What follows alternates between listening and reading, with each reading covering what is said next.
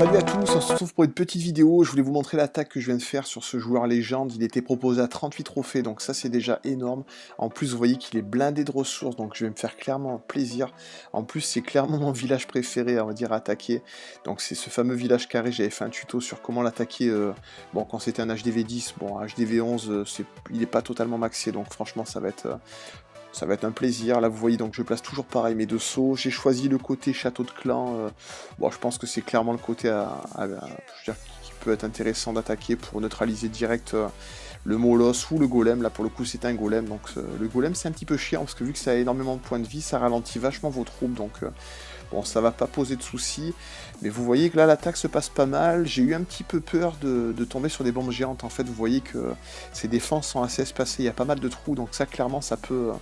Il peut choisir de piéger un ou deux côtés de la base, ça arrive souvent, donc ça m'a fait un petit peu peur, et au final, vous voyez que non, ça se passe plutôt bien.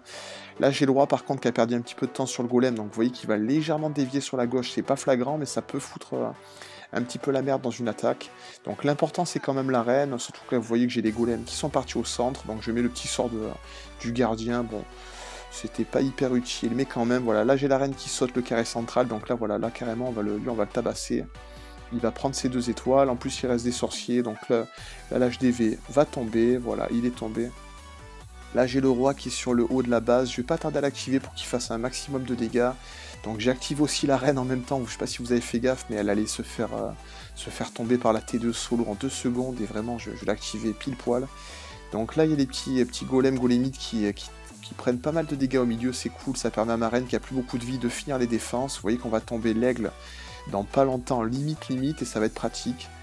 Donc franchement, on est en train de le défoncer, quoi. On se fait plaisir, il y avait énormément de ressources. Vous allez voir que je fais mon attaque record avec le butin. Clairement, c'est la première fois que je fais plus d'1 million avec le butin. Je crois qu'on est quasiment à 1,2 million, donc c'est énorme. Franchement, je suis content de vous proposer cette vidéo parce que je pense pas qu'on voit des attaques à plus d'1 million, 1,2 million de butin tous les jours.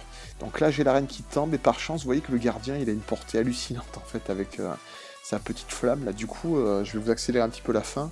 Mais il va se faire plaisir. Il va récupérer voilà, l'élixir, là, l'or. On voit qu'il restait une mine d'or qui était quasiment vide. Je crois qu'il lui reste 10 000 dedans sur la droite du village. Donc franchement, je suis super content de l'attaque. J'ai fait masse de ressources. Là, j'ai laissé poursuivre pour le fun. Ça servait absolument à rien. Pour faire pile poil 75%. Donc franchement, super gameplay. Et vous voyez le butin au passage, voilà, on lui prend 857 000 or, plus les 320 000, donc je vous posterai le screen à la fin pour vous montrer ce que ça fait au total, c'était juste énorme. Donc content de vous avoir partagé cette vidéo, j'espère que ça vous aura plu, je vous dis à très bientôt.